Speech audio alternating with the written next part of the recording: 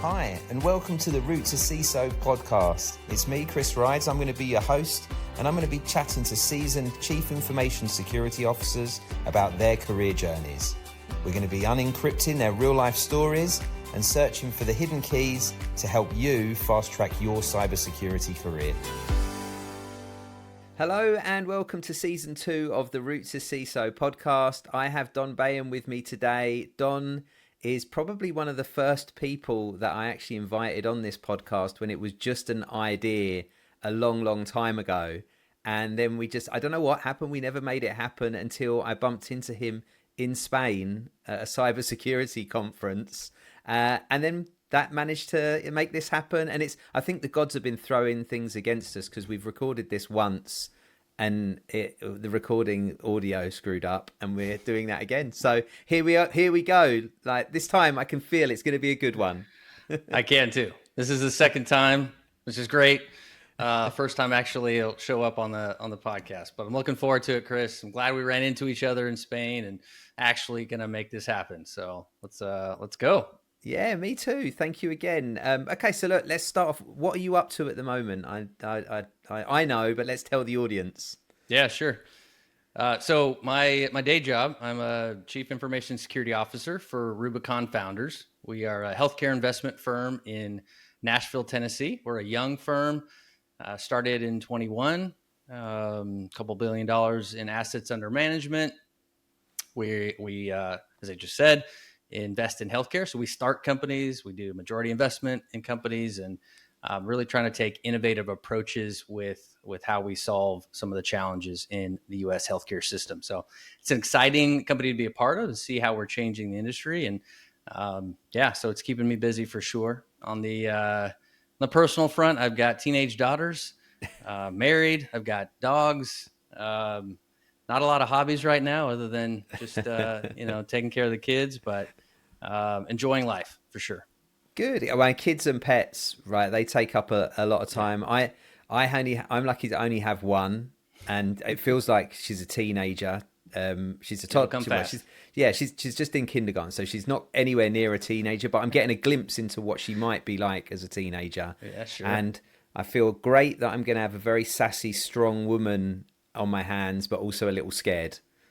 Yeah, I've got one of those, and as long as you can just muscle through and get her to the other side, yeah, she's going to do really well for herself because she can handle herself and hold her own. And but going through those toddler years, middle school years, teenage years, give you a run for your money. Well, here we go. I think we should talk through your career. Sure. And everything that's given you a great foundation to be a great dad and handle all of that, because we know how the family life and the business life tends to mix a lot, and you learn a lot of lessons in both sides of it, right? So how did you even get into security? Like, what was actually even your foundation like before that? Sure. So it was interesting. I resisted technology for a while, honestly. I love my dad, and he and I are really close. He's a great dad. He actually was working he has a family legacy of working in grocery stores, like working in the stores. And he was working for one of the large grocery chains, and they had a program when he was younger to actually pull people out of the stores and get them into technology roles. And so he took advantage of that, which is fantastic. The route he was taking, though, was kind of leading him down the programming, application engineering path. So back then it was COBOL, and which I actually took in junior college, and man, I did not enjoy that. But anyway, so I saw what he did, right? And I thought that's what technology was. I was sitting in front of essentially a green screen and a terminal and writing code and staying still for long periods of time. And wow, that was not appealing, not how I was wired.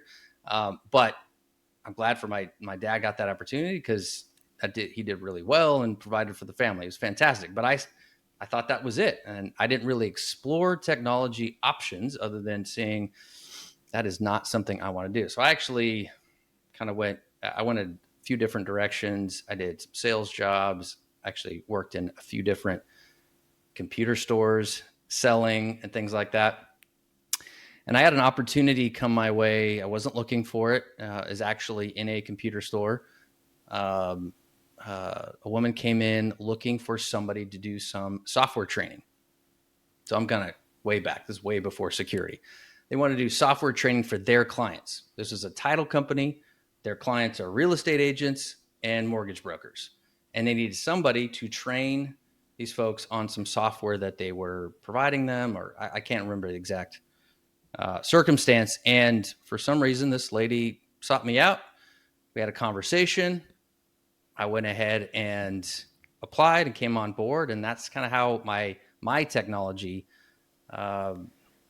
process started. So I was doing software training. And at that time in history, title companies could provide services to real estate brokers and mortgage brokers, kind of in a scratch your back, we'll scratch yours situation. Right, like we nice. provide this technology service and you give us your title insurance business. That's not legal anymore, but back then it was. Yeah. Department of Insurance had some things to say about that and eventually wound that down but all the title companies were doing it. It was just kind of the way the industry worked. Yeah. So I worked a lot with real estate agents, mortgage brokers, training, software, desktop support, other technology needs. That's kind of how I started cutting my teeth, IT administration, software training. But I worked a lot with, customer facing roles basically. So I had a, technical skill as well as knew how to interface with customers and hold conversations. And and I kind of did that. I've done that really throughout my career. So system administration, we can kind of unpack all of that, but I went from there to working at Bank of America as a system and network administrator. When I was up in Seattle, it was actually a Bank of America acquisition. I think it was called C-First Bank. Don, let me get this. So you were doing the training, and then at that same company, you moved into the systems administration sort of side of things, or was it how did that happen? I worked for two different title companies. So one was a very small one, which is what the first role that I received. I don't even think they're around anymore. And then the second title company I worked for twice was Chicago Title, and they're big nationwide title insurance company. And so, yes, in both of those roles, while I was doing software training, I was also at the same time doing system administration. Okay. Yeah. All right. Great. And then did you go to college before this? Have you been to college? So my school journey is interesting. I did not enjoy school. I got straight A's up until I think maybe my sophomore year. And I was like, you know what? I'm gonna make it through. But I'm not going to. You didn't enjoy it. Yeah. No, I didn't enjoy it. Didn't put a lot of effort into it. I knew that out of high school, I was going to go to junior college, community college, and I finished my 2-year degree, and that was it. I knew I'm not going to go any further, but I got my associates, and then I started working. I eventually went back and finished my bachelor's, but yeah, school has never been something that I really enjoyed spending a lot of time on. Well, the thing is, I think, and actually, I kind of feel like the world is flipping a little bit, because I think before, there's plenty of people that didn't go to college at all, or maybe did their associates and then got into to IT usually, did really well, and then maybe they've gone back, or maybe they've not had time to go back and do it, and then there was like this point where everybody had to have a degree, and I feel now we're kind of a little bit out the other side, because I see I work with a lot of the community colleges, and I see now a lot of the people, although they're guaranteed to get into the colleges, some of the colleges they're really driving for once they've done the community college part, a lot of them are leaving straight after community college, doing some really very specialized, really good courses and curriculums, and are getting roles now. So it's interesting to see it flipping, and I think the government even took away, I think it was last year, they took away the need for degrees in some of their roles as well. So it's been interesting to see that. So by the way, I did my A levels in the UK, which was like the step ready to go to college, and got those. I'd got maths, physics, and chemistry, which are pretty tough ones.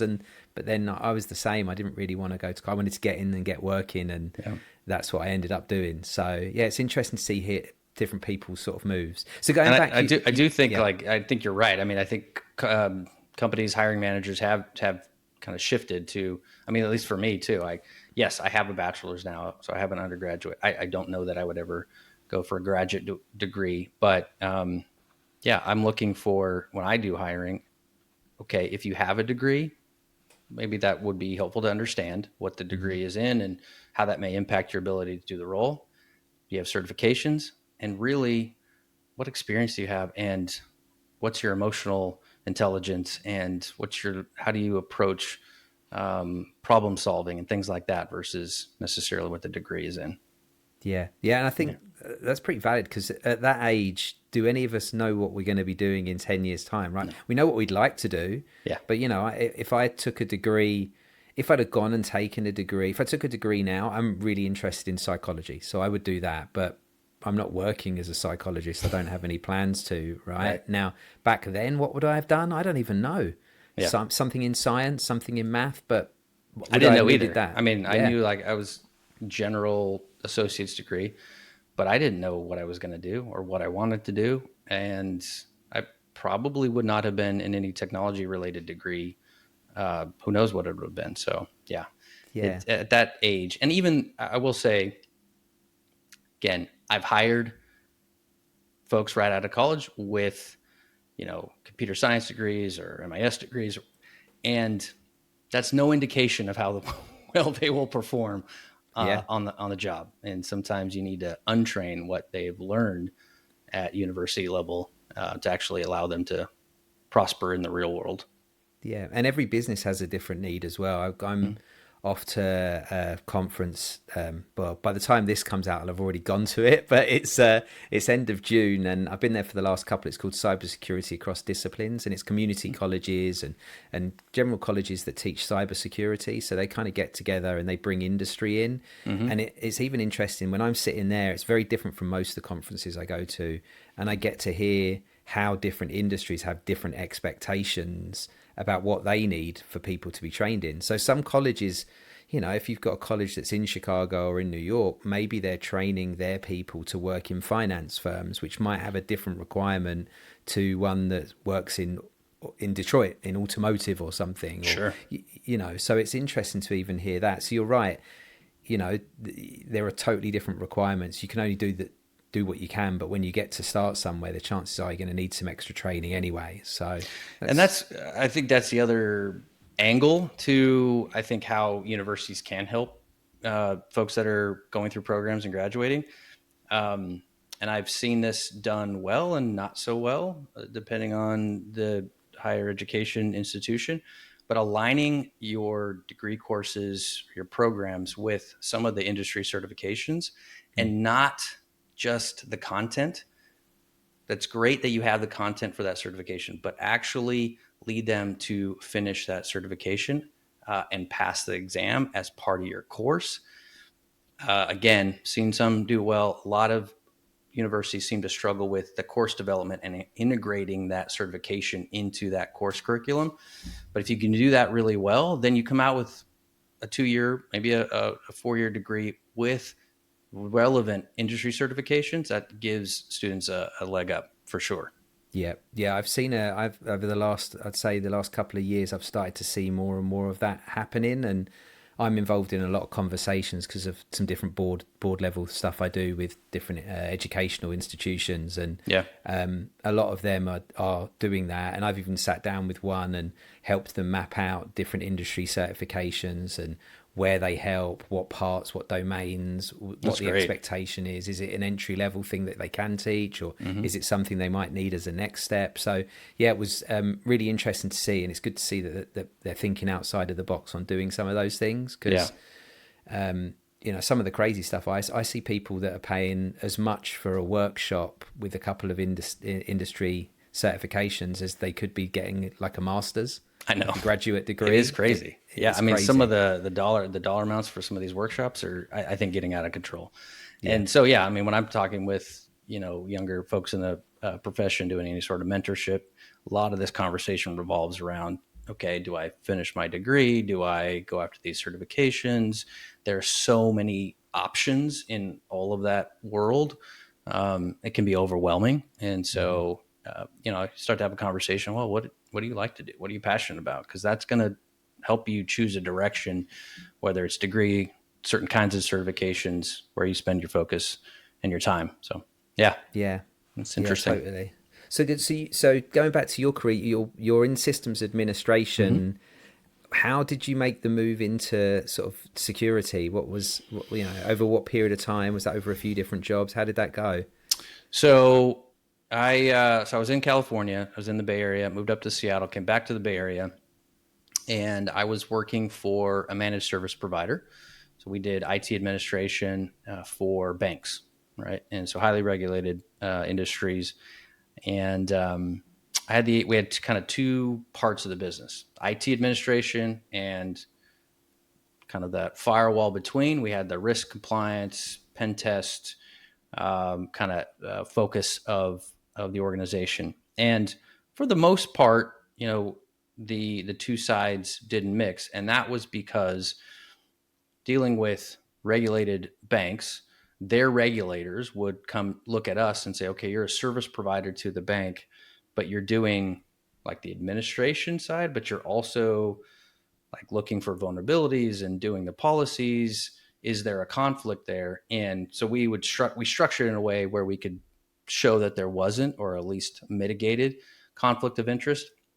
Eventually that didn't work. After a while, a few years, it did work, but I had an opportunity to go to the other side. So I was doing the server administration, network, desktop, working with small regional banks, and I had an opportunity for a director on that side said, "Hey, I think you might be good at this work. What do you think about coming on over?" I said, "Sure. I mean, I don't mind change at all. It looked interesting. Why not?" Right. So one of my first roles in that group was doing physical pen testing. So not really super technical on the security side, but it was Fun though, fun. right? Yeah, a lot of fun. A lot of fun. Yeah. Got the heart racing. Trying to cook up stories, fake badges, fake uniforms, getting into bank administration sites, getting into retail banks, like the bank branches was almost impossible, but still tried to do it. Get into data centers. I was actually just retelling the story to somebody else earlier today, but one of the opportunities we had, this was a bank in Nevada. And there's a lot of data centers in Nevada that have sensitive data in there. And so we were contracted to try to get into their admin building, try to get into their branches, and try to get into their data center, which is a colo data center. So it's not their own. And they're like, and I think my contact at the bank said, well, I mean, you can try. Like, here it is. It's not marked. You can get good luck. Right. And Do your so best. let's just say that was pretty short lived. As I attempted to find an entry point, I'm looking around. These guards are heavily armed with not Yeah. just handguns. And so I was like, oh, okay, well, I don't think I'm getting into this one. And sure enough, I did not. And I didn't get arrested, didn't get, no harm to anybody. Yeah. But Thankfully. but it was, yeah, I had a good time. I think one of the first assignment I had was a bank in Central California. And I mean, yes, this is going to probably sound glamorized a little bit, but I went in there early to the parking lot, staked it out, see who's coming in, what's their behavior, look at the doors, how can I make entry, and so I tailgated and got my way in there. And yeah, it's fun. Once you get in there, then you try to connect to the network, see what you can find. And it was always an interesting discussion with uh, IT and audit folks for the banks before the final report was produced. It's a balancing act of, okay, like we can blast these guys and probably Hmm. never work with them again, Yeah. Yeah. or we can attempt to work with them to not hide things, but paint it in a light that, okay, we found something, it was mitigated right away, and kind of have a narrative that didn't completely throw the IT folks under the bus. But I do remember one of the instances I was able to get into a conference room, close the door, looked like I was supposed to be there, plugged in the network. Again, this is a while ago, so most of this has been fixed, I think, in most organizations, but plug into the Ethernet in the conference room, scan the network, and I found an FTP dump of their entire core banking system, HR system, ERP, everything into a flat text file. Grabbed it, walked out the door, and it was a long time client. Like, it's one that had been with us for a while. And again, you have a relationship with these folks. And you're like, okay, look, this is what I found. And if I just present it the way I found it, you might be in trouble with your bosses and your audit committee and your board. So let's figure out how we can present this in a way that remediates the issue and doesn't completely destroy your credibility with everybody else in your constituents. So yeah, had a great time doing that. Did that for a few years and had an opportunity to do different, regular, pen testing. I learned Linux. That was when I was able to, spin up Ubuntu and load up all the tools. And I had no idea hadn't played around with Linux at all prior to that. So big learning curve, but yeah, had a great time. And then did some of the other kind of risk and compliance type work, IT risk assessments, business continuity, policies and procedures. Everybody loves policies and procedures. Fantastic time doing that. Oh, it's amazing. It's amazing. Lots of coffee needed. That's or right. Mountain Dew, depending on what you're into, right? Exactly. I did a fair amount of Mountain Dew when I didn't realize how much sugar I was drinking. Right, I bet. Yeah. And then so you've obviously, you're starting to get quite a broad range of skills through doing all those sort of different things. What was your first point where you moved up to that more management level or leadership level from an individual contributor? Sure. So that was at the same company. So I had an opportunity to move into kind of a director level position at that company, and had a few people on my team, a few people reporting to me that were doing similar activities, right? So they were doing similar security related, risk compliance related activities, and is interesting. I think thinking back to that point, I thought I wanted to get into a leadership position. And prior to when I actually got that leadership position, I remember talking to the VP of that area, and his name was Michael. And I'm like, I think I'm ready for this director position, and here's why. and he said, let's go to lunch. Let's talk about it. And I appreciate you. I see what you're trying. You're just not ready. And I was like, man, I am ready. What are you talking about? I'm ready. I wasn't ready. Thankfully, he recognized that, but worked with him, kind of developed some of those skills, polished some of the rough edges. And then eventually I was able to move into that position and at the right time. And, one of the things that Michael was asking or talked to me about is, you don't even know if, one of the things you have to be prepared for when that first step into leadership is this actually something you're going to want long-term? And you won't really know that until you're given that opportunity. But once you get into a leadership position where you're actually leading people and not, you've taken that step beyond individual contributor, maybe you don't end up liking it. And that was, I could see that around, like a lot of high performing individuals get pushed into a leadership position. Right. And I had some of those early on in my career, and it wasn't great, right? No fun. Nobody likes that as the team member when that happens. And it's hard sometimes for the company to reverse course. It's hard for that individual to admit that, this is not for me. And so I stepped into that role and I really enjoyed it. And so I'm like, okay, I like what I'm doing. I want to continue this leadership journey. And I've had several leadership positions since then.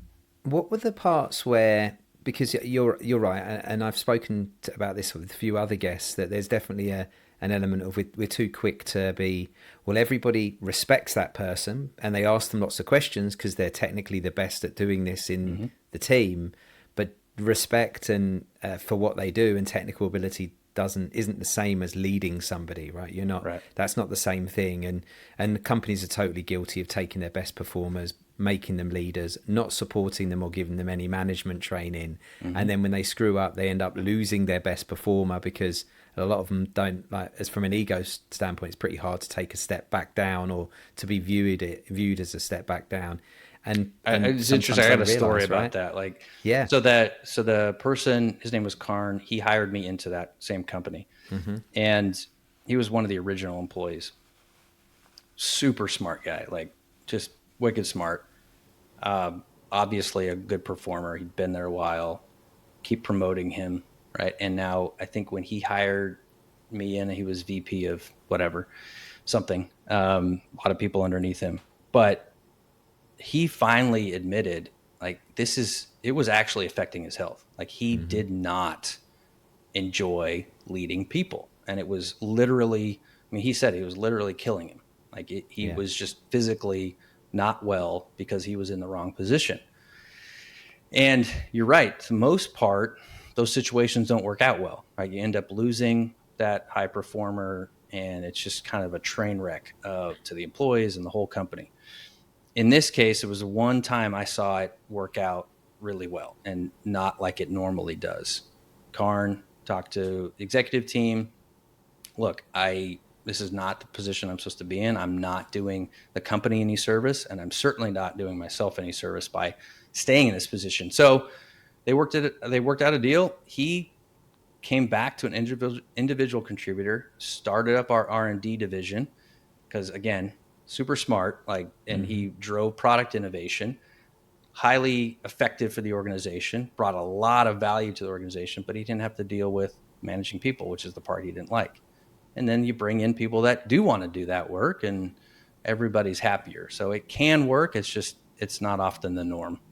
Yeah, it has to be managed really carefully. It sounds like they did a really good job at that, and Yeah. probably the person was quite mature in realizing what they could and what they wanted to do and what they didn't enjoy doing. Right. It's tough to go through something like that. But nowadays, actually, I see companies doing a lot better at producing like career paths for individual contributors that don't want to be leaders. So Right. as much as this is called Route to CISO, it doesn't mean that everybody's watching this will be a CISO or even will want to be a CISO, or even maybe at some point will become a CISO and be like, no thanks, now I don't know why I did Well, this. there's a lot of former CISOs too, so I get that. Yeah. Regardless of wanting to lead people or not, this is not necessarily the easiest position. But you're right, like, and that's any mentees that I have, doesn't, like, my path doesn't have to be your path. To people leader doesn't need to be the path for everybody, and it probably is not the path for everybody. So you got to figure out what you want, what you enjoy, what you're good at, what brings you some joy, and how you help companies or other people. And it may not be being a manager. Yeah. So you're in your leadership position now. Actually, let's just look at that for a second, because you're an individual contributor and you spoke to your boss, wanted to be in a director position, and he thought that you weren't right for it. And as you said, like, you thought rightly so. What were the things that you worked on that then changed that? And then everybody's going to have their own individual bits that they're missing, right? But what were the things for you, and what did you do? Well, the company did have a program called Rising Stars, and so I was one of the people that got to participate in that program. So they were starting to develop, and again, it wasn't always people leaders. Like, it was a rising star in the organization. Didn't mean that you were pursuing a people leader position, but you're just wanting to grow, make more impact. And so a lot of coaching around emotional intelligence, EQ, how you interact, relationship development. Everybody's selling something at some point, right? Doesn't matter if you're fixing a computer or selling software, you're selling. So how do you exercise that muscle, right? And some self-awareness and self-reflection. right? So what makes me tick? How do I operate? How do I see the skills that I have, moving forward, or what new skills do I need to develop? And so, yeah, I think from a professional development standpoint, just kind of working on myself. I mean, I think back in the day there was the Success magazine, so I was reading that, which I don't even know if it's around anymore, but like learning from other successful leaders, what have they done? Getting any opportunity I had to be in close proximity to other successful people, I took the opportunity to. Again, proximity creates some opportunity sometimes, and starting to build relationships, right? And it's one thing I will encourage any younger person in their career: build the relationships now, not when you think you might need them, right? It's now. Do it now, early in your career. And they're like, well, so I mean, I should join these. Yeah, join the association, join the group, get to the meetings, meet the people now, not when you're 10 years down the line and you just got let go and now you need people to find you a job. That's too late most of the time, right? Build those relationships, and not just for self-service, but you never know what those opportunities will bring and how you can help somebody and how you can partner with, or, who knows, set off on a new venture. So a lot of focus on relationship building, understanding habits of other successful people, reading, John Maxwell books, and kind of digging into those areas, and trying to do as much as I could to prepare myself to be ready for that leadership position when it came. Yeah, there's a lot of good material out there for leadership. I mean, I'm sure there's some good LinkedIn courses. There's a bunch of stuff. Yeah, there's probably a bunch of free stuff. There's certainly probably a bunch of stuff on YouTube. There's, nowadays, I've got a Spotify account, and there's all audiobooks on there. So I've got a lot of business audiobooks and things like that I look at. And you're right, finding the people around you. If you can find a mentor or a leader, and if they've got time to mentor you, great. But if not, like you say, the proximity thing, stay close to them and watch what they do, and figure out, what are the results and of why they're doing it, and are these things they do on purpose? Are they natural? Can you build them into your skill set or into your muscle memory? Right. Yeah. So and like, I mean, just practically, I'm an introvert. That's just kind of how I'm wired.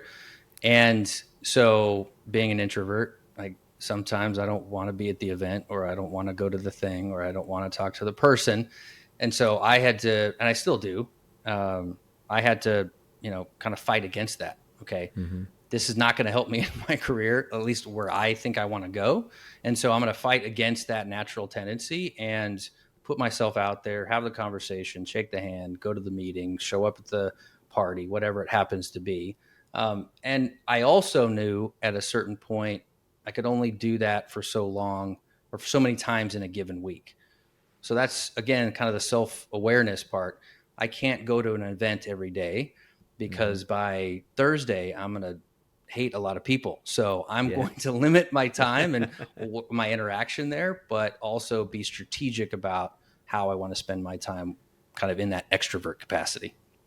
Yeah, it's funny. I was literally having this conversation with the last CISO that I recorded a session with, which was Amanda Fennell, and we were talking. She's an introvert as well, and I'm an extrovert, but I couldn't tell. even I, if you couldn't tell, but even I, when I go to these conferences, like, I am drained. I've only got so much in me to give, and I usually, well, my wife's probably not going to watch this, so I probably get away. You're probably safe.